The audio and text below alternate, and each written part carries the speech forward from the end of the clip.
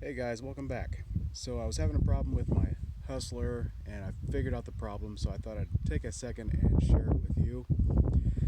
The problem that I was having was I would be mowing and need to get off of the mower, so I would disengage the blades, put the handles out to activate the brakes, and then I would get off and it would die.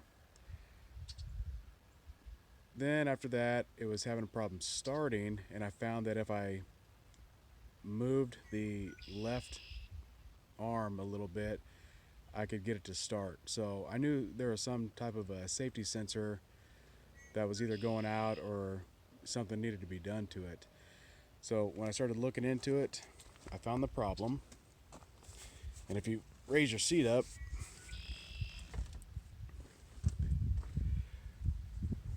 right there, that's one of the safety switches. And what had happened was when I would get off and on, I'd put extra weight on this handle, which over time started pushing that switch back that way.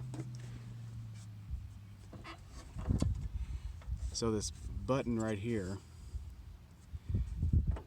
it got to the point to where it looked just like that. And that right there will not let the mower start.